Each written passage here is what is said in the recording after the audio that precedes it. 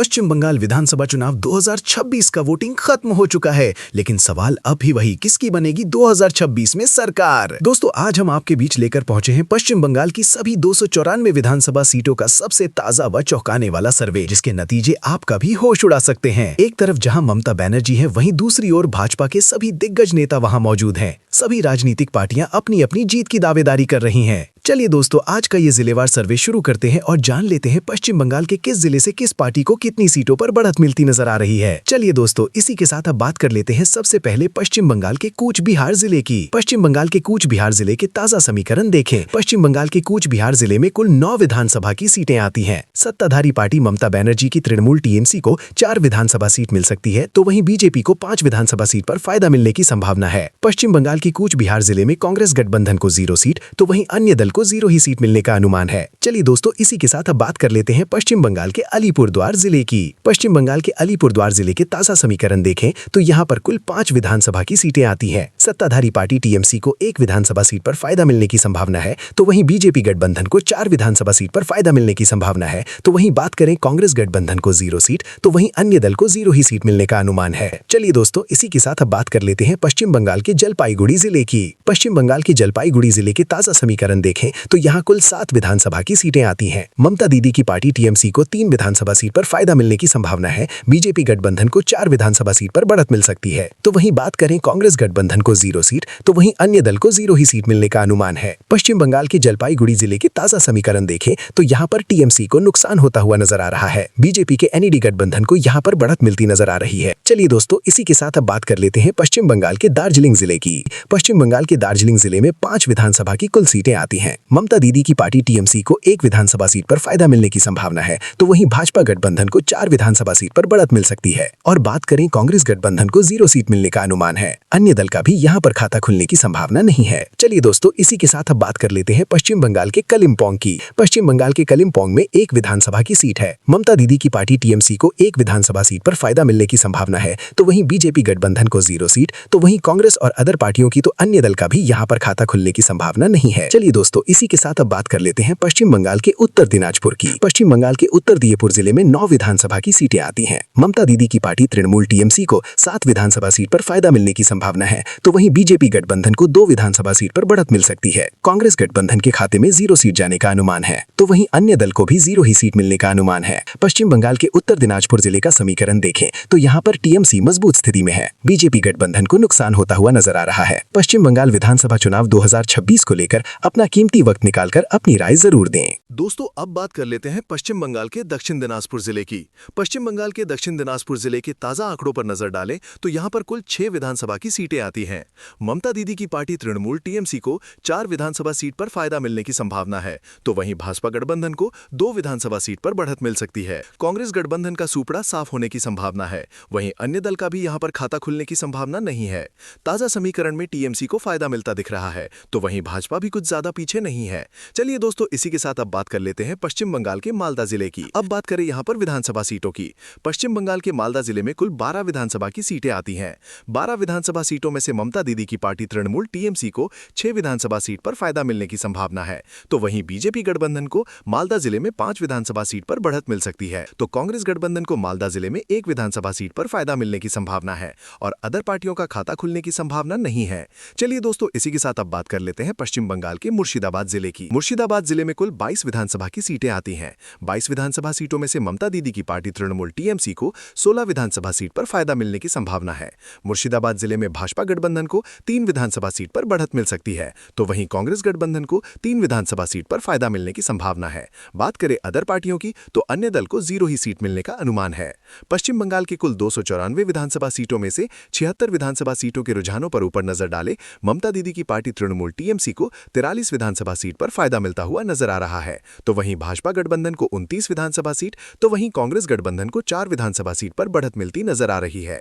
इसी के साथ अब बात कर लेते हैं पश्चिम बंगाल के नादिया जिले की। पश्चिम बंगाल के नादिया जिले में कुल 17 विधानसभा की सीटें आती हैं, तो यहां पर ममता दीदी की पार्टी टीएमसी को 9 विधानसभा सीट पर फायदा मिलने की संभावना है, तो वहीं भाजपा गठबंधन को 6 विधानसभा सीट पर बढ़त मिल सकती है।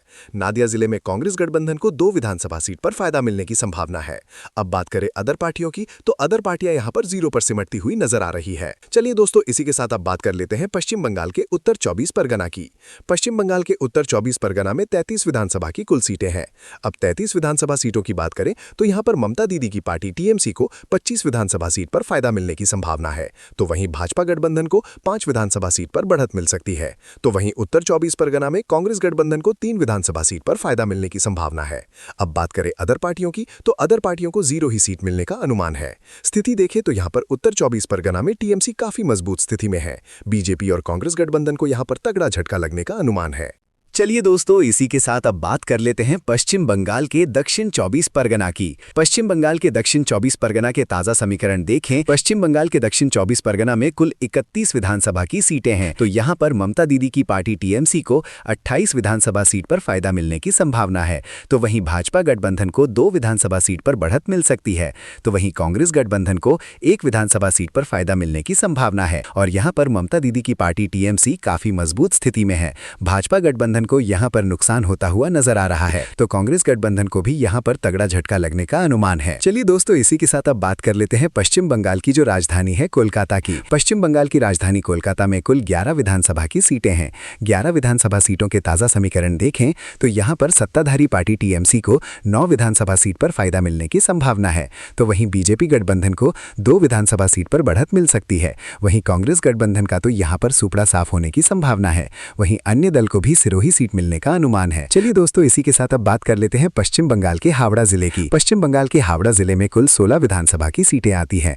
यहां पर टीएमसी को 14 विधानसभा सीट पर फायदा मिलने की संभावना है।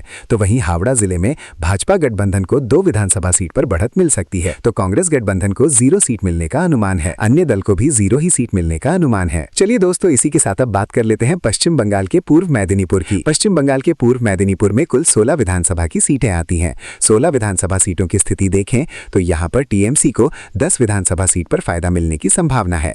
तो वहीं बीजेपी गठबंधन को 6 विधानसभा सीट पर बढ़त मिल सकती है। तो यहां पर कांग्रेस गठबंधन 0 पर सिमटती नजर आ रही है। तो वहीं अन्य दल को 0 ही सीट मिलती नजर आ रही है। इसी के साथ अब बात कर लेते हैं पश्चिम बंगाल के हुगली जिले की। पश्चिम बंगाल के हुगली जिले के ताजा समीकरण देखें। 18 विधानसभा सीटों की स्थिति देखें तो यहां पर ममता दीदी की तृणमूल टीएमसी को 13 विधानसभा सीट पर फायदा मिलता हुआ नजर आ रहा है। तो वहीं भाजपा को 4 विधानसभा सीट पर बढ़त मिलने का अनुमान है। अब बात करें कांग्रेस की स्थिति देखें तो यहाँ पर कांग्रेस गठबंधन को 1 विधानसभा सीट पर फायदा मिलने की संभावना है। वहीं अन्य दल को 0 ही सीट मिलने का अनुमान है। दोस्तों, पश्चिम बंगाल की कुल 294 विधानसभा सीटों में से ममता दीदी की पार्टी टीएमसी को 151 विधानसभा सीट पर फायदा मिलता हुआ नजर आ रहा है। तो वहीं भाजपा गठबंधन को 56 विधानसभा सीट पर बढ़त मिलती नजर आ रही है। तो वहीं कांग्रेस गठबंधन को 11 विधानसभा सीट पर फायदा मिलता हुआ नजर आ रहा है। चलिए दोस्तों, इसी के साथ अब बात कर लेते हैं पश्चिम बंगाल के पश्चिम मेदिनीपुर की। पश्चिम बंगाल के पश्चिम मेदिनीपुर जिले के ताजा समीकरण की बात करें तो यहां पर 15 विधानसभा की सीटें हैं। पश्चिम मेदिनीपुर में ममता दीदी की पार्टी टीएमसी को 12 विधानसभा सीट पर फायदा मिलता हुआ नजर आ रहा है। तो वहीं बीजेपी गठबंधन को 3 विधानसभा सीट पर बढ़त मिलती नजर आ रही है। बात करें कांग्रेस गठबंधन की तो कांग्रेस गठबंधन को 0 सीट, तो वहीं अन्य दल को 0 ही सीट मिलने का अनुमान है। पश्चिम बंगाल के विधानसभा चुनाव 2026 को लेकर जो ताजा रुझान सामने आ रहे हैं, स्थिति देखें तो यहां पर टीएमसी काफी मजबूत स्थिति में है और यहां पर टीएमसी के मुकाबले भाजपा गठबंधन को तगड़ा नुकसान होता हुआ नजर आ रहा है। चलिए दोस्तों, इसी के साथ अब बात कर लेते हैं पश्चिम बंगाल के अगले जिले की, जिसका नाम है पुरुलिया। पश्चिम बंगाल के पुरुलिया जिले की स्थिति देखें, जो ताजा रुझान सामने आ रहे हैं। 9 विधानसभा की सीटें आती हैं। ममता दीदी की पार्टी टीएमसी को 2 विधानसभा सीट पर फायदा मिलने की संभावना है। तो वहीं पश्चिम बंगाल के पुरुलिया जिले में भाजपा गठबंधन को 7 विधानसभा सीट पर बढ़त मिल सकती है। तो वहीं कांग्रेस गठबंधन का यहां पर सुपड़ा साफ होने की संभावना है। अब बात करें अदर पार्टियों की तो अन्य दल को भी 0 ही सीट मिलने का अनुमान है। चलिए दोस्तों, इसी के साथ अब बात कर लेते हैं पश्चिम बंगाल के झारग्राम जिले की। पश्चिम बंगाल के झारग्राम जिले की स्थिति देखें, ताजा समीकरणों पर नजर डालें। झारग्राम जिले में 4 विधानसभा की सीटें आती हैं। 4 विधानसभा सीटों में से ममता दीदी की पार्टी टीएमसी को 3 विधानसभा सीट पर फायदा मिलने की संभावना है। तो वहीं भाजपा गठबंधन को झारग्राम जिले में 1 विधानसभा सीट पर बढ़त मिल सकती है। तो वहीं कांग्रेस गठबंधन का यहां पर सुपड़ा साफ होने की संभावना है। अन्य दल को भी यहां पर 0 ही सीट मिलने का अनुमान है। चलिए दोस्तों, इसी के साथ अब बात कर लेते हैं पश्चिम बंगाल के बाकुंडा जिले की। पश्चिम बंगाल के बाकुंडा जिले के ताजा समीकरण देखें। अब बात करें यहां पर विधानसभा सीटों की। पश्चिम बंगाल के बाकुंडा जिले में कुल 12 विधानसभा की सीटें हैं। 12 विधानसभा सीटों के रुझानों पर नजर डालें। ममता दीदी की पार्टी को 11 विधानसभा सीट पर फायदा मिलने की संभावना है। तो वहीं भाजपा गठबंधन को 1 विधानसभा सीट पर बढ़त मिल सकती है। अब बात करें यहां पर कांग्रेस गठबंधन की तो कांग्रेस गठबंधन को 0 सीट मिलने का अनुमान है। और अदर पार्टियों की तो अन्य दल का भी यहाँ पर खाता खुलने की संभावना नहीं है। चलिए दोस्तों, इसी के साथ अब बात कर लेते हैं पश्चिम बंगाल के पूर्वी वर्धमान जिले की। पश्चिम बंगाल के पूर्वी वर्धमान जिले में कुल 16 विधानसभा की सीटें आती हैं। 16 विधानसभा सीटों में से सत्ताधारी पार्टी ममता दीदी की टीएमसी को 14 विधानसभा सीट पर फायदा मिलने की संभावना है, तो वहीं भाजपा गठबंधन को 2 विधानसभा सीट पर बढ़त मिल सकती है। पूर्वी वर्धमान जिले में कांग्रेस गठबंधन का सुपड़ा साफ होने की संभावना है।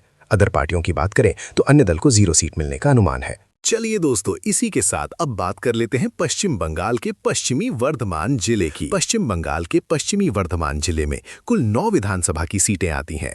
स्थिति देखें तो यहाँ पर ममता दीदी की पार्टी टीएमसी को 5 विधानसभा सीट पर फायदा मिलने की संभावना है।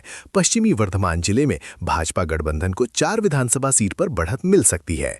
अब बात करें कांग्रेस गठबंधन को यहाँ पर तगड़ा झटका लगने का अनुमान है, तो वहीं अन्य दल को 0 ही सीट मिलने का अनुमान है। पश्चिम बंगाल के पश्चिमी वर्धमान जिले की स्थिति देखें पर नजर डालें तो यहां पर टीएमसी मजबूत स्थिति में है। भाजपा गठबंधन को यहां पर थोड़ा नुकसान होता हुआ नजर आ रहा है। चलिए दोस्तों, बात कर लेते हैं पश्चिम बंगाल के वीरभूम जिले की। पश्चिम बंगाल के वीरभूम जिले के ताजा समीकरण देखें। बात करें यहां पर विधानसभा सीटों की। पश्चिम बंगाल के वीरभूम जिले में कुल 11 विधानसभा की सीटें हैं। 11 विधानसभा सीटों की स्थिति देखें तो यहां पर ममता दीदी की पार्टी टीएमसी यहां पर 8 विधानसभा सीट पर बढ़त बनाती नजर आ रही है, तो भाजपा गठबंधन को 3 विधानसभा सीट पर फायदा मिलता हुआ नजर आ रहा है, तो वहीं कांग्रेस गठबंधन 0 पर सिमटती नजर आ रही है। तो बात करें अदर पार्टियों की तो अदर पार्टियों को 0 ही सीट मिलती नजर आ रही है। पश्चिम बंगाल के वीरभूम जिले के ताजा समीकरण देखें तो यहां पर वीरभूम जिले में टीएमसी मजबूत फॉर्म में है और भाजपा गठबंधन को यहां पर नुकसान होता हुआ नजर आ रहा है। दोस्तों, पश्चिम बंगाल की कुल 294 विधानसभा सीटों के अनुमानित आंकड़ों पर नजर डालें। फाइनली जो अनुमानित आंकड़े हैं, आने वाले समय में इन आंकड़ों में फेरबदल भी हो सकता है। स्थिति देखें 294 विधानसभा सीटों की तो पार्टी टीएमसी को 206 विधानसभा सीट पर फायदा मिलता हुआ नजर आ रहा है, तो वहीं भाजपा गठबंधन को 77 विधानसभा सीट पर बढ़त मिलती नजर आ रही है, तो वहीं कांग्रेस गठबंधन को 11 विधानसभा सीट पर फायदा मिलता हुआ नजर आ रहा है। बात करें अदर पार्टियों की तो अन्य दल को 0 ही सीट मिलती नजर आ रही है। पश्चिम बंगाल विधानसभा चुनाव 2026 को लेकर अपना कीमती वक्त निकालकर अपनी राय जरूर दें। पश्चिम बंगाल के किस जिले से आप हमारे इस आज के अनुमानित आंकड़ों को देख रहे हैं और पश्चिम बंगाल में आप किस पार्टी की सरकार देखना चाहते हैं, अपनी राय कमेंट में जरूर दें।